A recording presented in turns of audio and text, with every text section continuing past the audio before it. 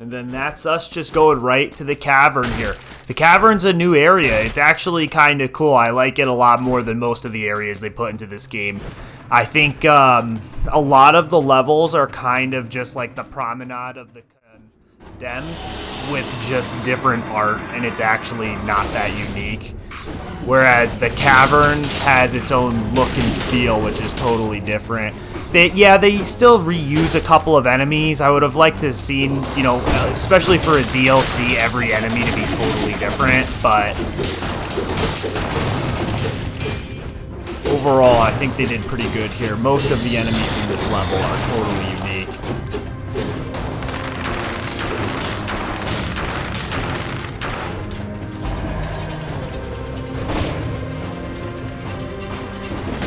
Yeah, these bats right here were really starting to get on my nerves, too. They were so tough. They were giving me a lot of problems. The guy who just died right there was actually the most difficult. The one who shoots the, like, telekinesis bolts at you or whatever, he shoots really fast and in like, a ton of different directions. It's kind of hard to dodge, to be honest. These, gargoyles, not too bad. Again, the gargoyles are actually kind of annoying because they get right on top of you and just don't stop swinging, and they can shoot fireballs from distance, which makes them challenging.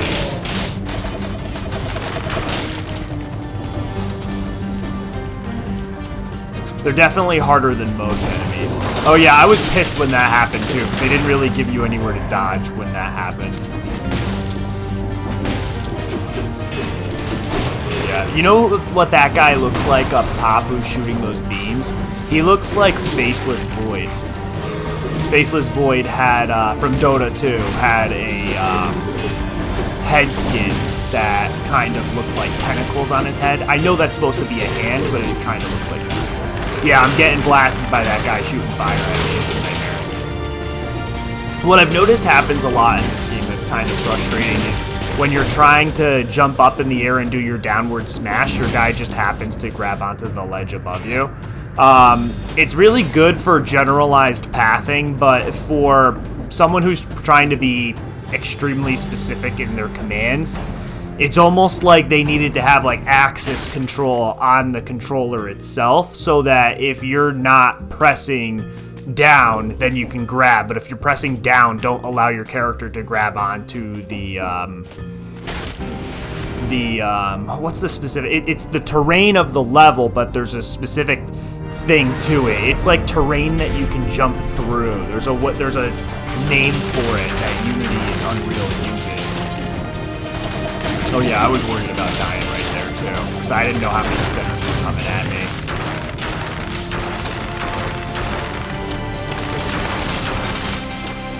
Yeah, what is that? It's actually, I'm drawing a total blank. There's a word for it in Unity. It's a specific type of collider that allows you to go in one way but not the other.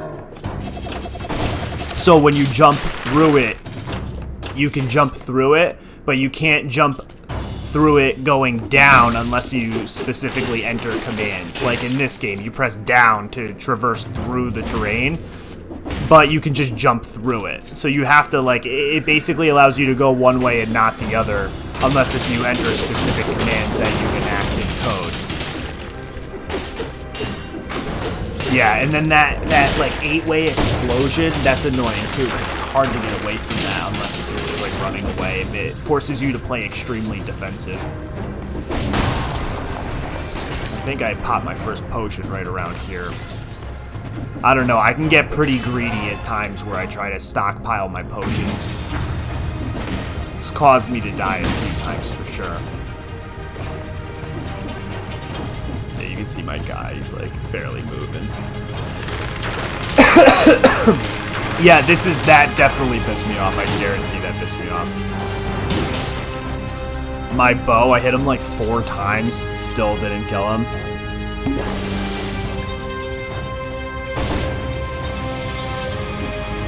One thing that I think changes, if you watch people that play this game, at higher difficulties, I think people get really sweet bows and really sick melee weapons. This entire playthrough was done without any boss stem cells put into that flask at the very beginning of the game. And I think that forces me to actually not be able to hit the higher tier weapons, which can, you know, be super abusive if you know what you're doing. So even though the enemies are stronger, if you do like 5 times more damage, it doesn't matter. You're just going to beat it like it's easier than normal mode just because you unlocked a specific type of weapon.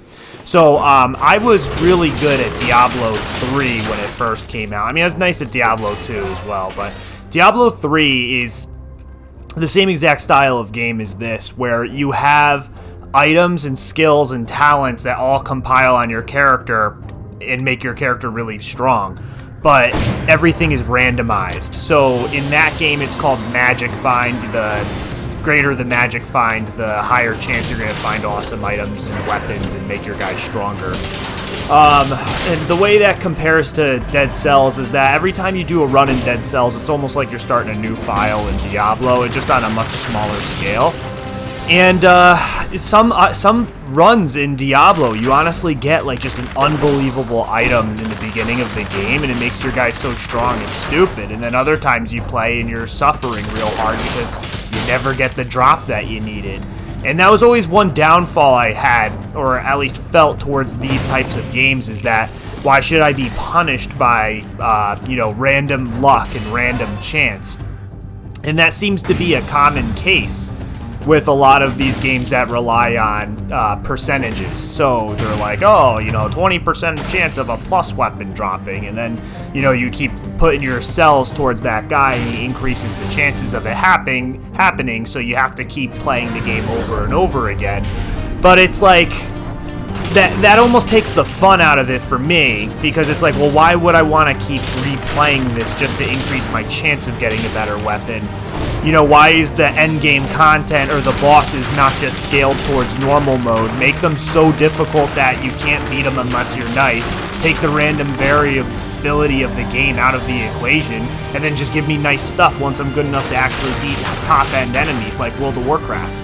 And that's where the disconnection between me and Path of Exile and Diablo comes from, is that I loved World of Warcraft. I was a raid leader when I was 17. I was playing the Burning Crusade at the time. We killed Illidan. I think we were like world 300th kill or something like that.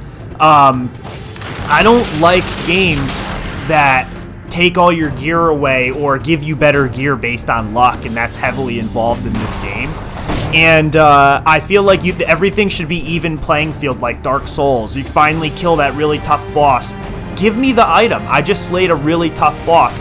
Not, oh, I'm gonna fight a boss that's pretty challenging, and because I have a good loadout this time, I have a better chance of winning. Whereas if I have a bad loadout going in, my chance of winning is pretty much nil. I think it almost gives you like a bad taste in your mouth, and it's not nearly as enjoyable for me to want to play, you know, that type of game. So, I mean, but you can see from the amount of sales that they had with Dead Cells that they clearly had a winning formula here. People like the diversity of the game, and it definitely, you know, ranks pretty high amongst users that play this game. I mean, the reviews are very high. Positive, I should say. But it's just something to think about.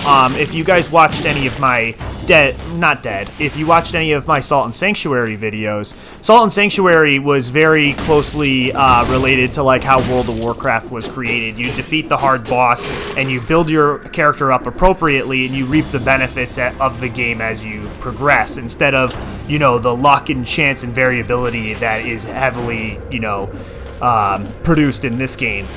Even so, to the point where I saw videos that was like, want to get really nice at Dead Cells?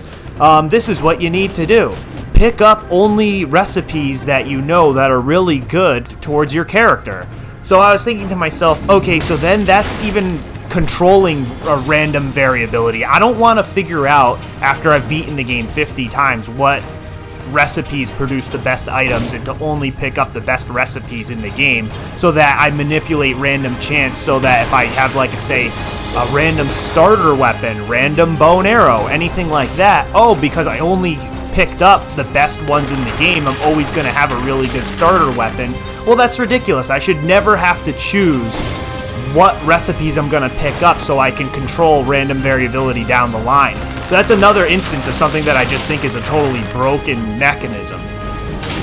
Again, I know some people like it. They think it makes the game more unique and changes up the whole flavor of things, but that's just not my style.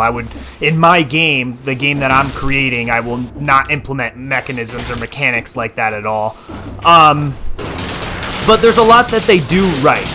Aside from the actual formula of loot and building your character and its strengths and weaknesses, the combat in this game is unbelievably solid.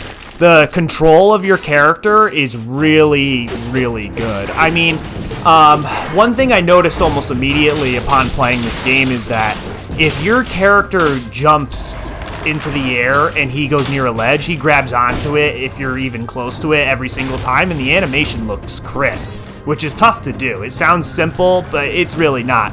Also, if you get onto an area where you have like a bunch of small little boulders to climb onto or a bunch of minor ledges and they're kind of incrementing more than a ladder, but they kind of look like a ladder, your character automatically grabs onto those and just lifts himself up, which is super nice, which actually makes traversing the environment way faster. So it gives you the impression that you're really good at the game, but you're actually not. Your character is doing a lot of the heavy lifting for you, whereas if you play like an old school Mario game where they don't have any of that, some of the levels, try jumping on each individual platform after you played a ton of Dead Cells. I bet you'll be like, oh my god, I had no idea how much extra help they were giving me. It's like auto-aim in Halo 3 or like Halo 2. If you have auto-aim on, you know, and you headshot somebody, sometimes you're like, oh, that was a sick headshot, but then if you watch the replay, it's like you didn't really quite put it right on his head. You got it really close, and then the auto-aim brought it right onto his temple. So it's like, you know, those are the types of things that make the player feel better about themselves, that actually improve the performance of the game because it takes less mastery to become really good at the game. So I do enjoy the amount of help they give you, so it makes the combat really intensive and aggressive without making the player have to become, you know, some StarCraft 2 world champion just to be able to beat the game. You don't have to put so many hours into the game that you're the best of all time. You're actually pretty good within a couple of days of playing it. I mean, this playthrough here, I literally started playing this game. Okay, so today's Friday. I think I started playing Dead Cells on Tuesday this week. So I beat all of normal mode all the way through, and I started on Tuesday. I think Tuesday night I did like a quick run through of like 1 or 2 levels, and then everything you guys saw after that was me learning the game in front of you, literally organically just playing the game. I edited out a few deaths here or there, but for the most part, you guys just saw pure run-throughs. And it didn't actually take me very long to get good at this game. Whereas if you guys saw me play Salt and Sanctuary for the first time, where making long-term decisions on build orders and what weapons to use and stuff like that, just like I was saying with World of Warcraft, you know, you kind of make your bed and then have to sleep in it. If you make the wrong decision early on in that game, you get punished, but you get punished because you didn't make the right decisions.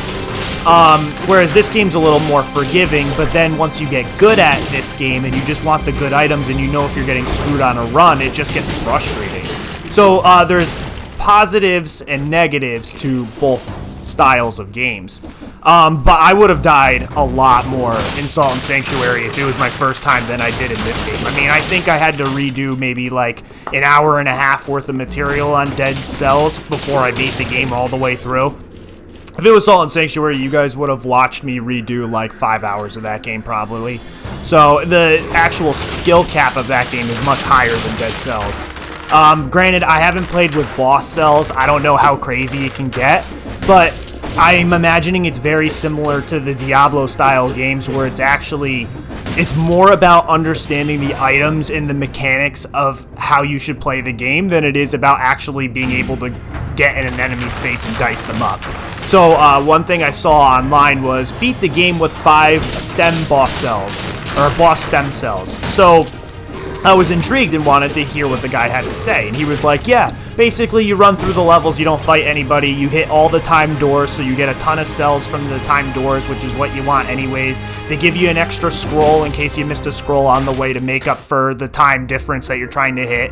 And it's basically like going through the levels, but you're actually not killing anything. And because you're not fighting, you were dodging a lot of the damage too, because on the later difficulties, they actually don't give you as many heals. So because they take away the healing mechanism from the game, you're then forced to dodge and run around and not actually fight.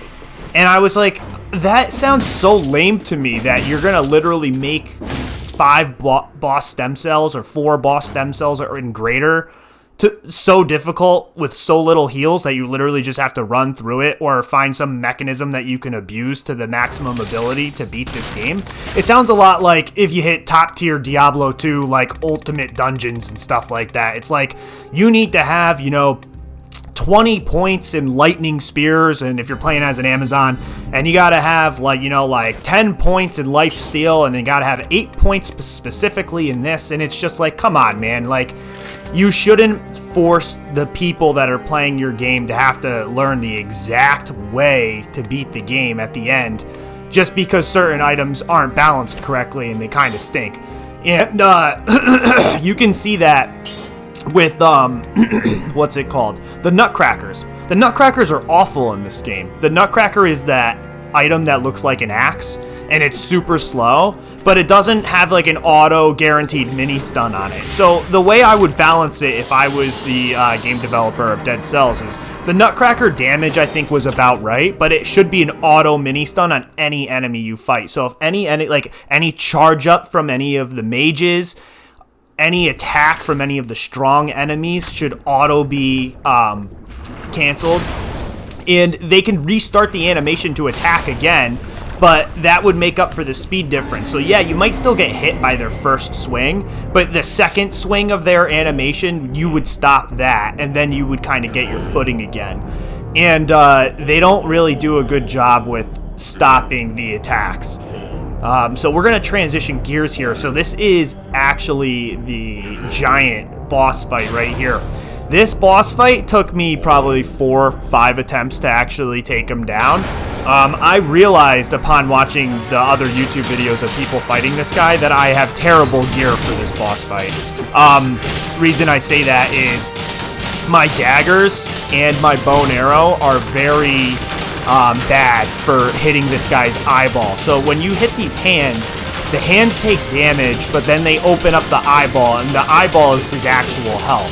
So the daggers do good damage when you get on top of the eyeball, but you'll see pretty soon that the daggers, they make you move forward, and sometimes you fall off of the hands when you're attacking his hands. And also, the bow and arrow doesn't hit very hard, and you can't aim it, which is another gripe I have. You should be able to aim a bow and arrow. That would make it dynamic. They don't allow you to aim any of your ranged weapons, making your hindrance, your reliance on traps to be that much more impacted. So all of a sudden, I'm relying on my traps to do everything, but the AI can't determine what I want them to do. I can't sit there and be like, okay, the other hand's low on health, don't attack the other hand until the eyeball's put away. So you'll watch a number of times where the eyeball comes out, and then it'll attack his other hand, triggering him to actually restart the animation where I can cause damage to the eyeball. So the reason why that's impactful is because that is taking away from me maximizing the amount of time I can actually do damage to the boss. Because if I have, every time I injure one of his hands, 2.5 to 3 seconds of time to actually do damage to the eyeball, if I reset his other hand because I can't control the AI on the traps, then I'm taking what could potentially be 6 seconds of attacking the eyeball, and then turning that into like 3.5 seconds of attacking the eyeball, which totally screws you. So that's another thing that I would have changed on this boss fight, is because a lot of the mechanics make you rely on traps just with the way they designed this game. They should have made it so that you can control the trap somehow, and if you can't control the trap somehow, when the eyeball is out, the traps no longer do damage to the hand. Something like that, where you just can't reset the animation automatically, or maybe when the eyeball's out, the amount of damage that you do to the hands from any source of damage would be mitigated because his eyeball's out, so he like clenches his fists real hard, and that would cause him to take like 75% less damage to his hands. So if it was close, it could still possibly happen, but the incidence of it actually happening would be much less. So I just would have done something totally different with the mechanism of the fight. I remember getting really frustrated a few times. But if you do watch, there's a lot of projectiles to dodge, and that hand is really tough to dodge because there's so much going on. You have the traps exploding, crystals from the screen, everything that hits is just another explosion or another thing that you need to look at.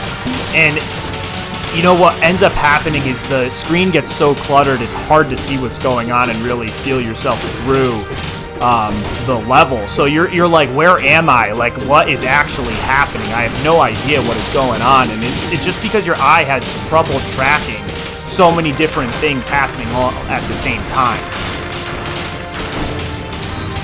And then I think we're coming to the end right about now. I actually got kind of lucky at the end of this fight. I drop a couple of traps, and I mean, you're going to see it in a second, but it does more damage than I did at any other time in the game. So right now, I think I do it. Yeah, I dropped the 2 traps, and then I attack his eye, and it does like crazy damage. But his hand is such a small target, for me to actually land those traps on his hand was totally lucky. I was just spamming R2 and L2 just as an attempt to be like, okay, throw these out, at least get these down, so if I transition into the next phase, damage starts immediately. I was just trying to get my damage modifiers onto the playing field as fast as possible, and then it actually, oh, this part's awesome. Yeah, it gives us the finger. I like this. I did feel good about this. So it was just one of those moments where I kind of got lucky. One thing I will say about these developers that I really like, I listen to a lot of video game podcasts. I have another business aside from me making video games. And, okay, well, we're at the end of the video. I'll bring up what I was going to say in another video. We'll finish that thought another time. So, thanks for watching me, guys. I'll catch you another time. And like, comment, subscribe. If you guys can help grow the YouTube channel and grow my community, that would mean the world to me. So, I'll catch everybody later. Next time. See you guys.